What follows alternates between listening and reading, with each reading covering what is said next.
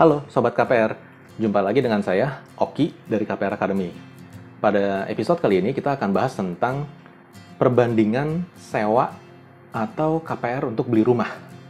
Nah, dalam episode ini saya nggak akan bilang mana yang lebih baik, karena sesungguhnya kalau kita bicara mana yang lebih baik, itu sebenarnya benar-benar custom banget gitu loh. Maksudnya nggak ada rumusan satu rumus yang terbaik buat semua orang gitu.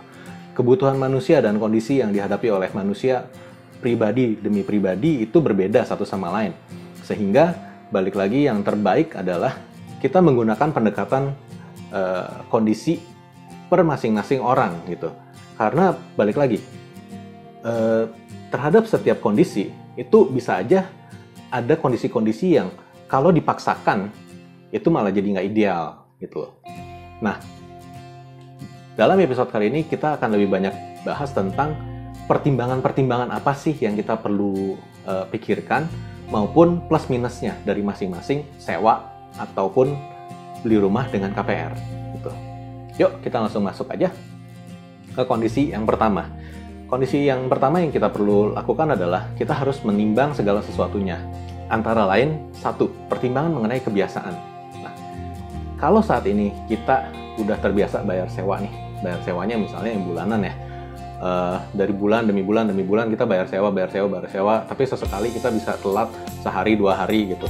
Nah, itu kalau bayar sewa aja udah ada bisa telatnya, bagaimana coba kalau misalnya itu dibiarkan ada di KPR gitu. Itu nanti riwayat kreditnya akan ada, wah dia sering nunggak nih gitu, dari bulan ke bulan tuh ada aja gitu tunggakannya. Nah, itu justru itu jadi bahaya gitu, karena kedepannya kebiasaan menunggak itu walaupun hanya sehari dua hari, tapi kalau terus menerus konsisten terjadi, itu selain ada satu penalti denda, yang kedua dari sisi bank akan mempertanyakan nih kenapa dia nggak bisa tepat waktu bayarnya gitu, why gitu. Itu menjadi satu question mark, dan kalau kurang cukup bisa diyakinkan, maka bank akan lebih mudah untuk memilih katakan tidak pada permohonan KPR yang bersangkutan ataupun permohonan kredit lainnya. Jadi baiknya kalau teman-teman ngerasa dirinya, waduh saat ini saya bayar kontrakan aja kadang suka nunggak nih sehari sampai seminggu, kadang 2 minggu gitu. Nah, better ya kayaknya KPR belum dulu deh kalau buat teman-teman yang masih ngalamin seperti ini gitu. Karena pada saat teman-teman jalanin KPR nanti konsekuensinya lebih serius gitu. Dan di satu sisi yang lain, kita bicara kondisi yang kedua, kebiasaan menabung. Nah, teman-teman udah punya kebiasaan nabung belum? Jadi dari setiap kali gajian dapat penghasilan gitu, ini ada yang disisihkan untuk nabung. Kalau nggak punya kebiasaan menabung, ini susah. Mau menggunakan KPR tapi nggak punya kebiasaan menabung, itu akan berat gitu. Kenapa? Karena sekalipun kita punya KPR, adalah penting bagi kita tetap memiliki kebiasaan menabung supaya kita tetap punya peluru atau istilahnya tenaga dalam. Nah, jadi kalau misalnya nanti suatu saat, misalnya tiba-tiba banknya mengenakan kita bunga floating dan kita nggak terlalu nyaman dengan membayar angsuran sebesar itu, kita masih punya opsi untuk melakukan take over gitu loh ke bank lain. Nah, kondisi-kondisi yang seperti ini adalah hal yang krusial yang harus sudah disiapkan dari awal gitu. Jadi kalau misalnya ngomong kebiasaannya nabung kagak ada, waduh, ini ya salah satu tanda sepertinya baiknya jangan KPR dulu deh gitu. Nah, terus yang berikutnya apa lagi? Tandanya bisa kita lihat dari kebiasaan gaya hidupnya gitu. Gimana kita setiap kali gadget terbaru keluar, apakah kita selalu ngiler untuk beli nih gitu. Kan bisa cicilan 12 kali atau berapa kali, 24 kali, 36 kali gitu. Nah, apakah kita selalu tergiur dengan penawaran-penawaran seperti itu, ataupun untuk gaya hidup ya, seperti misalnya ada kopi es atau kopi apa gitu, yang ini kalau nggak minum kopi itu kayaknya tiap hari kayaknya kurang energize, kurang bertenaga gitu, kurang semangat. Nah ini bisa dibilang, saya nggak menyalahkan kebiasaannya itu, saya nggak nyebut kebiasaannya itu sebagai kebiasaan yang buruk, tapi ini kebiasaan yang berpotensi bisa membahayakan nanti kalau teman-teman ngambil KPR. Kenapa? Karena kalau tiba-tiba teman-teman impulsif nih beli satu produk gadget terbaru gitu dan angsur 12 bulan atau 36 bulan gitu, angsurannya mungkin nggak terlalu berasa secara ininya, dan teman-teman udah ngitung lah pasti, saya sanggup gak nih untuk ngangsur.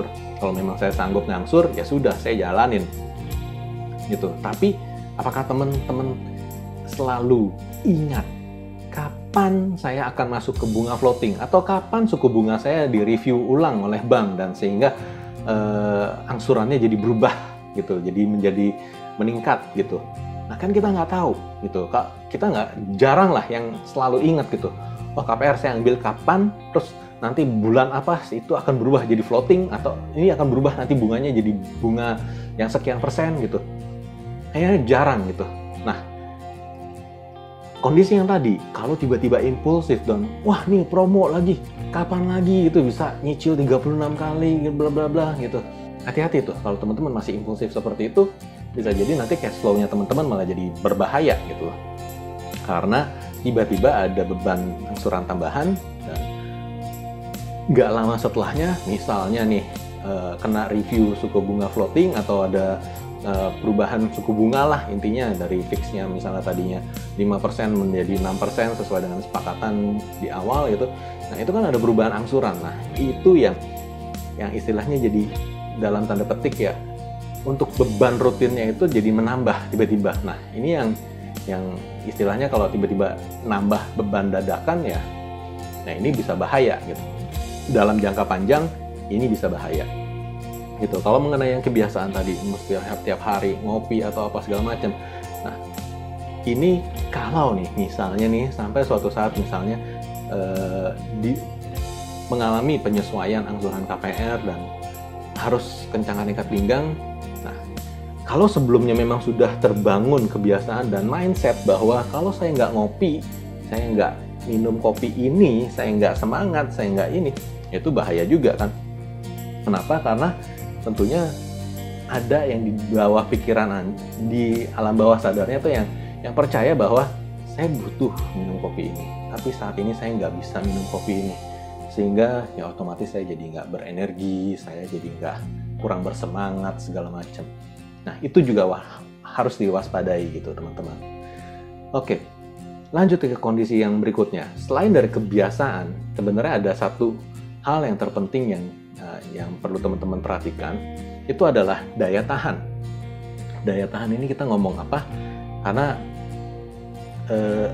daya tahan ini meliputi dua hal. Yang satu daya tahan komitmen finansial, komitmen keuangan. Yang satu lagi mengenai daya tahan fisik kita.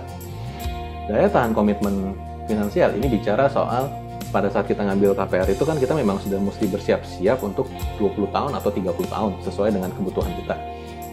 Nah, di satu sisi itu harus diimbangi dengan komitmen fisik juga tuh. Komitmen fisiknya ini di mana? Kenapa? Karena pada saat teman-teman beralih nih, yang tadinya misalnya bayar kontrakan misalnya 2 juta setiap bulannya, nah, mau di switch nih jadi bayar angsurannya jadi 2 juta nih setiap bulannya gitu, sanggup. Tapi otomatis kan secara tempat berubah tuh. Tadinya tempatnya mungkin jaraknya paling cuma 100 meter dari kantor, ini berubah, bisa jadi jaraknya itu jadi berapa kilometer gitu loh.